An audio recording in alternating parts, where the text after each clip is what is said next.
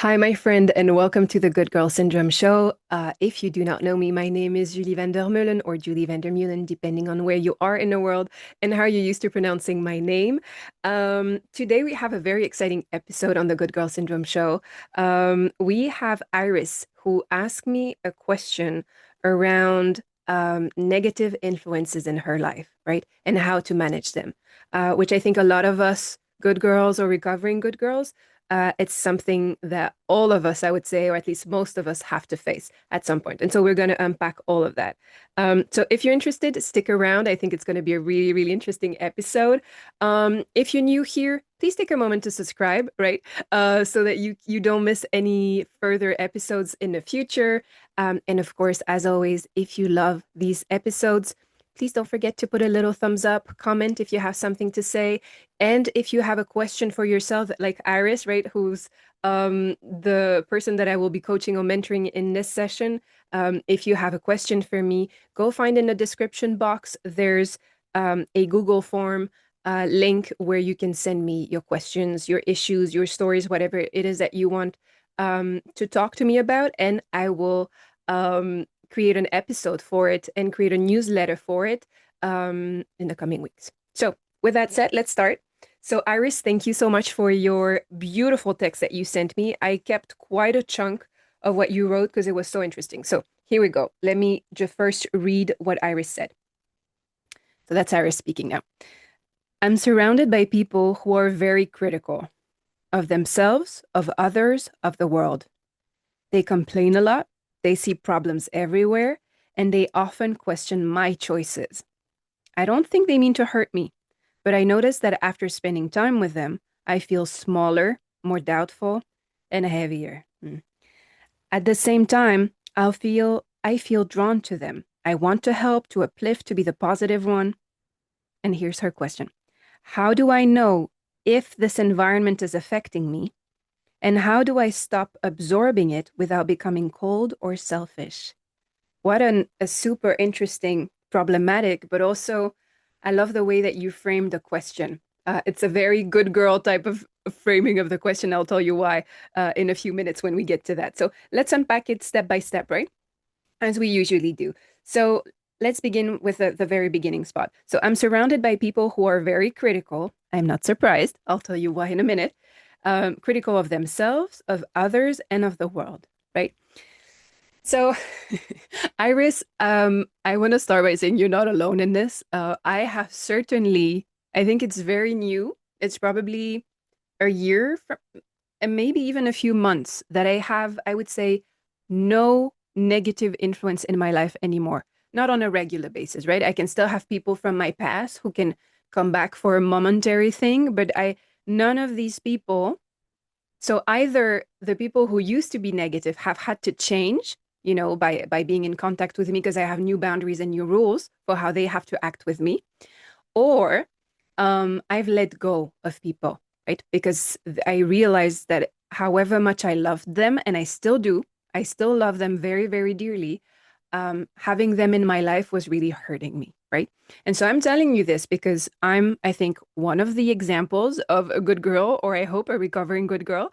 And I think many, many, many women, at least in my circle, right? And the women that I attract to myself in my audience, many of them who consider themselves as good girls have some of those people in their lives, right?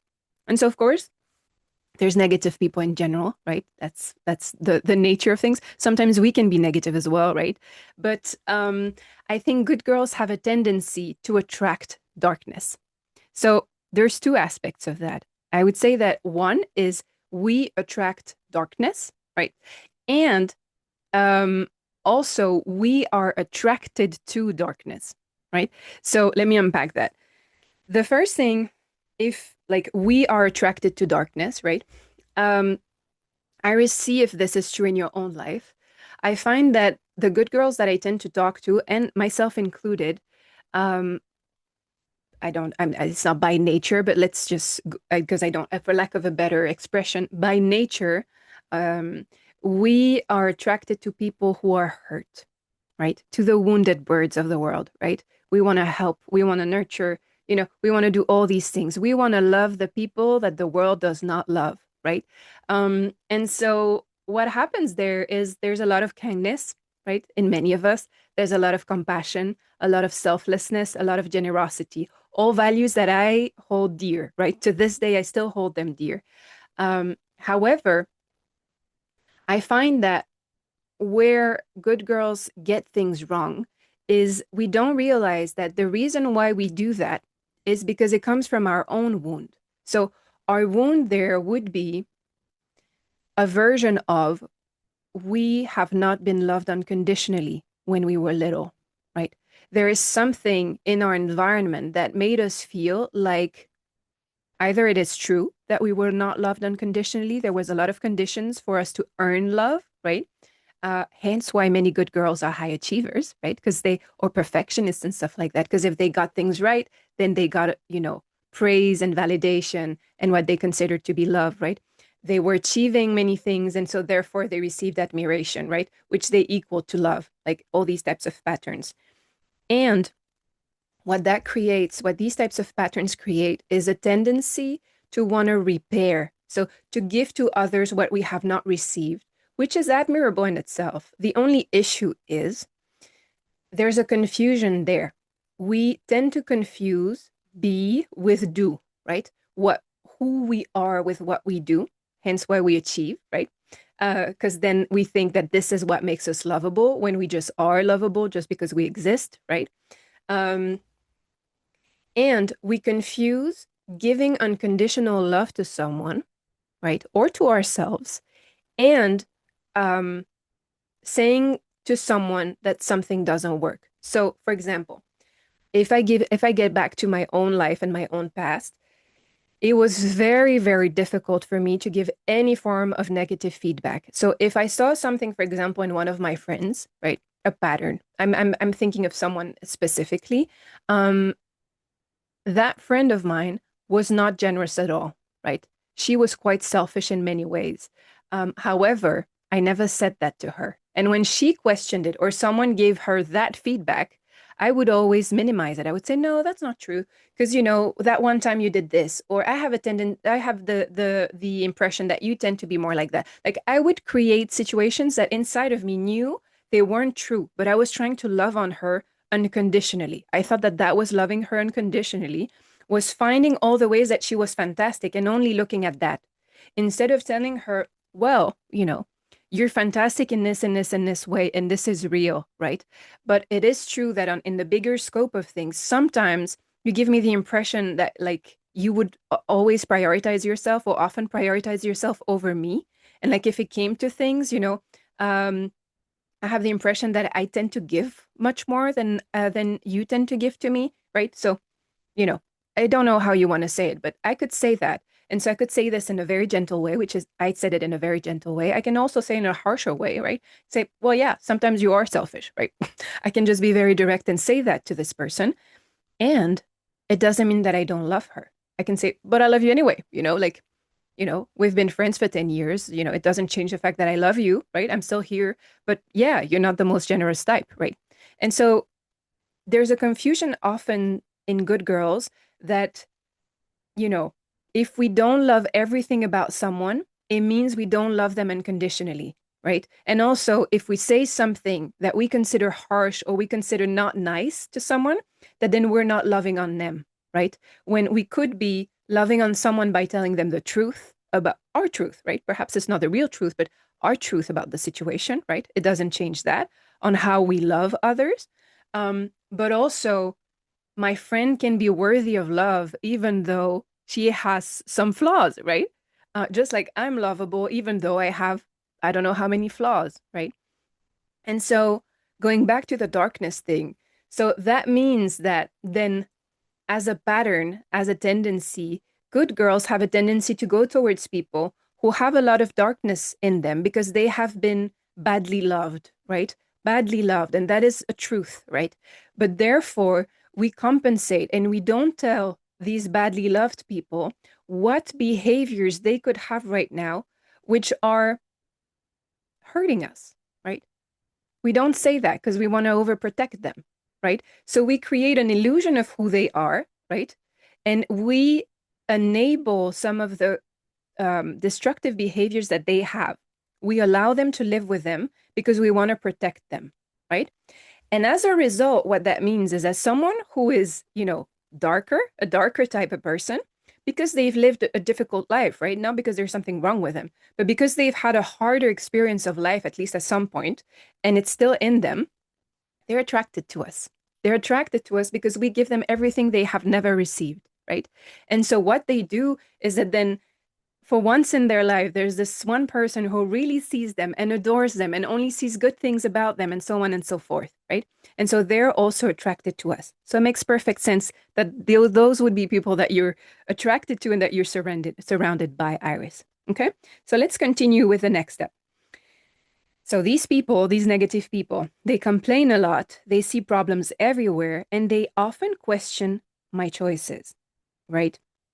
So the issue with negative people is not them, it's the lens that they have of the world. So they were hurt in some way, just like everyone, right? I mean, with varying degrees, of course, but they were hurt by the world, by life, by people, whatever, right? They were hurt. And so that created in them, I used to be one of those people, by the way. I used to be very negative.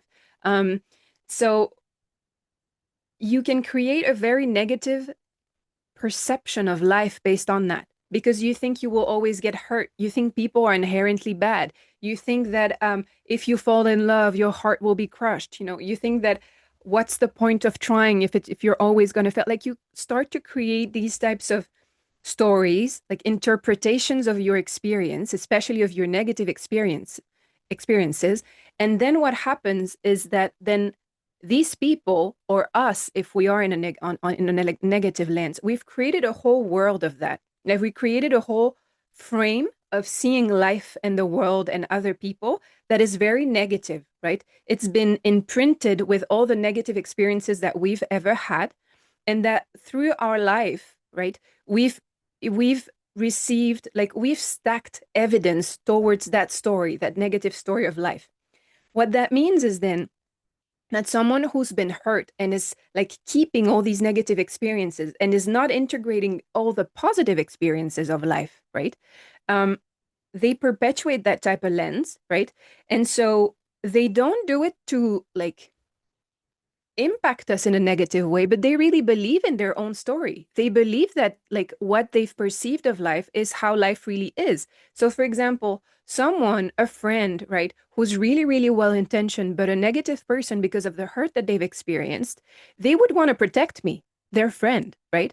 And how they will protect me is they will tell me, Julie, you have to stop being so positive. You have to stop dreaming all these things. You have to stop giving your heart to people. You have to stop because not because they want to hurt me, because this is their way of protecting me. Because in their vision of the world, this is how things work. And so they're trying to apply their logic to my life, right? And so they create, like, they have a way of perceiving problems everywhere because they think this is what's keeping them safe and they want to keep you safe. So, as an act of kindness, they think they're being kind. They're actually like bothering you. They're being in your own way. They're like weighing you down. They're doing all these different things, right? And therefore, they might also think that they're right, that their vision of life is right. And you could be naive. You could be, a dreamer. You could be all sorts of things. And they could value themselves as being more logical, more realistic, more whatever it is that they are, right? And so or they think they are. And so they can come to question, especially if they have this special relationship with you, with time, they may feel so intimate with you that they will start to say, hey, like, you shouldn't be doing that. Like, why are you doing that? It's not just an expression of their own vision of the world, but as intimacy creates, we start sharing our ideas and our opinions to other people, right? Um, Sometimes, oftentimes, without being solicited, right? So we give unsolicited advice to people based on our own lens. It's never objective, right? It's based on our own lens. So if this person is negative and they have a tendency to like anticipate and foresee problems before anything ever happens, right? If they have a tendency to like have a bad experience of life or slash experience life in a negative lens, that's what they will tell you about, right? Not because they're trying to be mean, not because they're trying to be disagreeable, just because that's how they perceive life. And so they just share they feel comfortable with you, and so that's what they share. Um, and I would add that oftentimes my experience has been that with negative people, the closer I get with these types of people, the more they've been in my life, not only do they give me like the negative feedback that I have not asked for, and so either it bothers me and it makes me angry, at this stage, this is what would happen. Before, though, it would put me in a lot of self-doubt because I'll be like, are they right? Are they not right? Like, am I being a dreamer? Am I being unrealistic? And like, I would really like integrate all the feedback and, it would really put me in a spiral of self-doubt and fear and all of those types of things. Like I was like a sponge. Um, um, I lost my train of thought. Oh yeah, I was gonna say that the other thing that can happen is that they can actually become annoyed with you, right? So because you have that specific lens as well, just like it bothers you and it impacts you when someone is being negative, they can actually resent you for being so positive, right? They can like really take offense at the way that you see the world, and they might like actively be angry towards you because of how you view the world, and your own opinions about the world, your own stories, how you interpret things and stuff like that, right? And they could really, really be annoyed, and that can create conflict between people, which I find is very interesting as well. So afterwards, you say, "Oh, yeah, right. You said the same thing as me. I don't think they mean to hurt me, right? But I notice that after spending time with them, I feel smaller, more doubtful, same as what I was just saying, and heavier." Yeah. Yeah. So to build on what I was saying just now, there's a metaphor that we use in the Tony Robbins world. Tony Robbins always says that people are like thermostats. So emotionally, right? Imagine that it's like you would have an emotional thermostat inside of you, right? And so for me, right now in this phase of my life, my thermostat for joy is like super high. Like I'm very, very high on joy and on love and on all these beautiful positive things, right? Before it was like minus, no? It was if it was in degrees, I was used to being very, very cold and gloomy and all these different things. So if my thermostat is pretty high, let's say it's at a let's say that it's out of 100, right? If mine is at 90 now, so 90 out of 100, out of 100, um, anyone who comes, maybe if you know me, maybe you've experienced that. You'll see that I tend now because I have this type of energy. I'm this type of person. I tend to be a communicator. I give a lot of my energy. It's how I am. And then I go back into my introverted way, right? But so I give a lot of this joy and this positivity. Like it doesn't matter how gloomy you are. It's like, not I don't care, but I'll relate to you, but I will not let your thermostat that's at a minus affect how I feel, right? Most of the time it will not. So I will give you some compassion. But then if you do not want to raise your thermostat, I'll give you what I can give you in a moment and then I'll step away, right? Or like if I can see that we can't be on a similar thermostat at some point, like there's no point in me staying 3 hours with you in that specific moment, right? I can give you as much love as I can in 10 minutes and then I will move on, right? Um, and so you'll see that what often happens when I'm in a room with other people is their thermostat goes up, right? It's what happens also when you come to a coaching session with me. I tend to be, to the extent that it's possible, right? I'm human too. So my thermostat, if I'm happy on a tired day, perhaps I'm at a 70 and not at a 90, but it's still pretty high. So if you come to a coaching session and you're at a 20, right? Because you've had a hard day, you've had bad news, you're a bit lost in your mind, whatever it is that you're dealing with, you will come to a coaching session, and through the coaching session, except for the questions and the things that I'm going to do, you'll see that your thermostat is going to get higher and higher because I'm in a good mood, right? Even if I'm being compassionate and I'm listening to you and I'm doing all the things, right? Asking you questions and so on and so forth, you'll see that like someone's thermostat, we want to be on a similar level as human beings, as emotional beings. And so someone has to go up or down, right? So I can go a little bit down just to match your vibe, but you will have to go to a big step up, right? And so there's a matching of this temperature, emotional temperature that tends to occur. Now, if we go back to the person who's negative, their thermostat, their temperature is so, so low. And if yours is higher, right, and they're bothered by it, someone, right, someone's thermostat will have to go down. The temperature will have to lower, or someone will have to go up, right? As good girls, though, we're people pleasers, right? So what do we want to do? We want to be pleasing to the person who's in front of us. So if you're down and you're sad and you're all of these different things, as a good girl, at least how I used to do things before, as a good girl, how I feel is, oh, like you're in such a low mood. Let me come where you are and let me join you so that we can deeply connect. I can make you feel seen, but I can also like receive a lot of love and a lot of praise because you love what I'm doing now, right? I'm coming down there where you are, and we're both like in a gloomy misery type of thing where we can connect, right? So that's what we tend to do as good girls, right? Hence our thermostat, what you were saying there. Our emotional temperature goes down and down and down so that we can relate to this person. And then when we leave, their thermostat went a little bit up. They're happier. They're happier. They're more comfortable, happier than they were doing before, right? So they leave and they're happy because they were at, let's say, -20, and now they're at like +10, right? So they gained in temperature when you perhaps were at a 70 and now you're also at like a +10. But that's a huge drop for you, right? And so you feel depleted, you've lost all your energy, you have a lot of self-doubt because you've taken all of their emotional temperature and all the stories that go with it, the thoughts, all the different things that go with that, right? So it's a simplistic type of way of explaining it, but I think it makes sense. It's like a visual way of understanding it. So I hope it makes sense, Iris, what I'm saying until now. So I'm continuing with what you're saying. At the same time, I feel drawn to them. That's what we were saying at the very beginning, right? We're drawn to the darkness because we want to help. Oh, that's what you're saying. I want to help. I want to uplift and I want to be the positive one.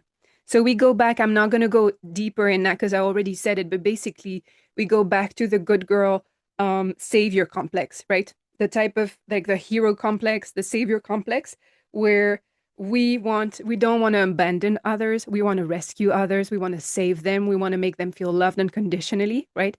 And so we're attracted to that type of, someone who's in misery in the moment and we want to really help them. So we have a tendency to go there. And what I love in what you said there, Iris, is I love your self-awareness, right? If we were in a coaching session, I'd really point that out because it means, like one of the things that is empowering and we do in a coaching type of setting, right, is we want to give you your power back. We want to remind you of your own power so that like, not everything can be changed in a situation, right? Some things are up to you to change, right? Some things are up to others to change. Some things are not changeable because life is the way that it is in this moment, right? If someone has a terminal disease, right? However positively I think, however kind I am to the person, how many fruits I give them, or you know what I mean? Like whatever it is that I give them, if this is where they are, me personally, there's a limit to what I can do, right? And so, however, what I can know is like what is within my power in a situation. And what you did here, Iris, is exactly that. You're like, I am the one who feels drawn to them. I'm the one who wants to help. I'm the one who wants to uplift. I'm the one who wants to be positive. That is on me, right? So you expressed a desire, but you also took the I there. You said it's me also who's part of this problem, right? It's not just the other person and their negative way of being, which I think is phenomenal because whenever you can do that and see your part in it, it's not to blame you, right? Just to be sure, it's not for you to blame yourself of the things that you're doing and or how you're thinking. This is not the goal. The goal is simply to say, if some of it is yours, right? That's a fantastic thing to know. It's fantastic news. Why? Because on that part, you can do something different. Instead of thinking that, if they're down and if you can feel the pull of being drawn to them because you want to be positive and all of these things. And you can also like think like before you act out of this emotional wound, right? Of I want to help this like complex, the hero complex, the savior complex. You can make a pause and think, what do I really want? Think of the thermostat. Where are they? Where am I? How low am I willing to go? When do I step away? Right? Like can you have a condition that if they're willing, depends who they are as well. If they're your child and they're going through something really deep today, perhaps you want to go there because it's important to you. But perhaps you don't have to do that with every one of your neighbors who comes and has a negative, way of being, right? You don't have to tolerate that for everyone. And perhaps you can have a limit somewhere and say, hey, you know what? How about, even if it's your partner, I can see you're really struggling today, right? But right now, I really feel like you're bringing me down, or like me being in this conversation, I don't help because I can feel like I'm dropping too, right? How about we do something different? Like, do you want to take some time off? Do you want us to go watch a movie? How about we go out, like, do something else, but you can have your own limit for that. You don't have to drown with people when they're drowning emotionally, right? You can have your own boundaries. So, and then we're almost done. We go now to your actual questions. I hope this is useful, by the way, Iris, to you. Do let me know and send me a little message if you have any questions on anything that I'm saying. I'm here for you. So your first question is, it's a cute one. I say that with a lot of love and a lot of compassion. You'll see why. How do I know if this environment is affecting me? So why I said it's a very cute question is you just wrote to me 3 paragraphs of how this environment is affecting you, right? So you know it is affecting you, but you are asking me for validation that, like, is this really affecting me? How do I know that? You know that because you know how you feel and you're connected to your own emotions and you don't doubt that. See? So it's like reconnecting yourself to how you're really feeling. And what you're describing here is a very, how can I say, you went in depth and in detail into how this makes you feel. And still, even at the end of this, you're questioning it. You're questioning if this is really what's happening, right? So I would say, hand on your heart. Is this how you feel? Then this is how you feel. And so that means this is affecting you.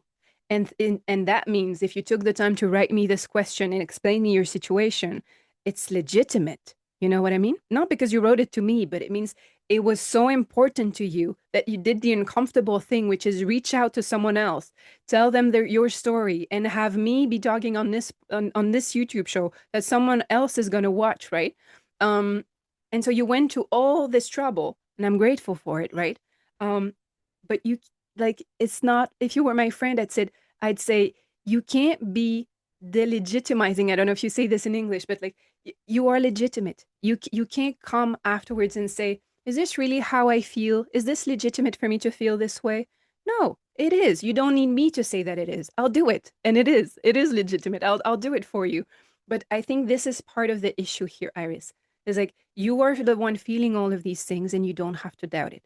If it's there inside of you, it is legitimate and it's here to tell you something, right?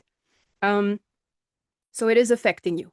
From what you told me here, I would say that it is affecting you. And more generally, for anyone who's watching or listening, I would say any environment is always affecting you, which is why you need to be very, very careful. I am so annoying with this because I say it all the time. Be super, super careful who you have in your circles, right? Especially people who are very close to you, because the people who are closest to you influence you the most. And so they influence you in terms of their thoughts and their ideas, their opinions, but also their moods, right? If there's someone who's always happy, or if you have a jokester with you, right?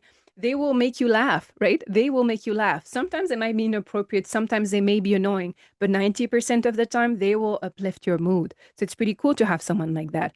If you have someone who's smart or who's inspiring in some way or whatever it is, they will inspire you, right? They will make you be smarter because of how they think, how they view the world, and so on and so forth. If you have someone who's always defeated, right? And I'm not saying that them feeling this way is not legitimate based on what the experiences that they had in their past. But the thing is, if they're always defeated, then every time you will talk to them, they will feel defeated. And what will likely happen is you will not be inspired by this person. You might have a lot of compassion for them, right? But you will not be inspired by them. They will feel defeated about their own lives, and they'll feel defeat when you are talking about your life, right? Um, which is not nice, right? It's not nice to have. So if you have one person like that and they're special to you and you want to keep them, that's up to you, right? But if you have 15 friends or 15 siblings or 15 whatever in your life, right? And everyone is like that, how do you think your mood is going to go? How do you think your thoughts will be impacted, right? So it's not just you, Iris, with this specific person that you had in mind or the few specific people you had in mind. It's every single person in your life who is affecting you. So it's a conscious choice to have. Who do I have in my life? How are they affecting me, right? Everyone is always affecting you, and you are always affecting everyone else as well, right? Last question. How do I stop absorbing it without becoming cold or selfish? Um, Another interesting good girl framing, no? Without being cold or selfish, right? So that shows me your values. Who do you want to be? So you probably want to be warm and you want to be kind, generous, selfless, some version of that, right? It's really important for you to be that Iris. The issue with that is that you think that if you don't absorb other people's negativity, you will be cold and selfish. So your solution is there is one is to stop associating these things together, right? I can be very, very warm and tell you, Iris, you're bringing me down right now. Like, I love you so much. It's not true, right? But I'm doing this for the example. I could say, Iris, I love you so. Like, you're my most incredible friend. I am so grateful for you to be in my life. And right this second, when you said this thing and you keep being negative, you're really bringing me down, my friend. Like, can we do something about that? Because, like, I don't want to go back to my home and then be crying, if you see what I mean. Like, I don't think it's good for either of us. And I think when I just said that, the way that I just said that might not be your way, but I think I was pretty warm towards you. There's no doubt that I love you. There's no doubt, there's a playfulness to how I said it. It's warm and it's kind, but it's also saying, hey, like, can you lift yourself up or can we do something different? I just broke that thing. I broke your pattern of being negative. And I said, hey, this is affecting me, and it's not very nice. Like, can you help me out here? You know? And it's still warm. It wasn't cold, and I wasn't being selfish because I was thinking about you. And I'm like, I really want to be your friend. I really, really love you, right? But like, this is not helping either of us. Can we do something different? Let's try something different, right? So I think one, how you change it is you change the association. You can always be warm. Doesn't matter the circumstance. You can find a warm, if this is important to you, it is to me. Warmth is one of my core values. If you want to be warm, just know that you are warm. This is one of the things that the character traits that you've honed and like it's like really in depth inside of you because you care so much about it. So you can trust yourself, right? We go back to when you were questioning yourself, questioning your own emotions. You can trust yourself to be warm in any circumstance and find it in you. Find a way to say it in a warm way, right? Same. You can know that like you're not selfish. If you want to say something that is true for you and not be selfish, include the other person in it, right? Make it not just about you, but about you and them. If this is important to me, you can be selfish as well, which is how I'm going to conclude the whole thing is also to say, do we always have to be kind and warm and selfless and generous and so on and so forth, right? Is it not okay that sometimes I could be cold, or sometimes I can be selfish just because I'm human. Doesn't mean this is where I want to live, but if 5% of the time, 10% of the time, I'm a little cold or I'm a little selfish, doesn't mean I want to stay there, right? But isn't that allowed? That, as a human being, I can go through the whole, like, 180 degrees range of like the emotions that are available to me, right? And I don't have to just be the 10 that I like and make me feel good about myself. Can I allow myself to be imperfect? Right? Can I allow myself to, some degree, some degree of grace to be a full human being who has all sorts of emotions and not make it mean something bad about me? So that's my last invitation to you. You don't have to say that you have to, right? You do whatever you want with it, Iris, right? Of course, it's yours. It's your story. It's whatever is going on with you. But I do hope that some of the things that I said were helpful for you and to anyone else who's watching. Um, if you enjoyed it, please do put a thumbs up or put a little comment if you wish. Um, on my end, I'm about to go and film the next episode because I'm a little late. I'm sorry, I didn't post anything last week. So this week I'm about to travel again. So I will probably be in the same outfit and film the next episode where I explain how I deal with negative people right now and how it used to affect me. So if you're interested in that, this is episode, I think, 17. So go check out episode 18. And you'll hear all about my story and how I deal with negative people right now. I'm sending you tons and tons of love and good vibes and all that's beautiful in the world. And I cannot wait to see you next time. Bye, my friend.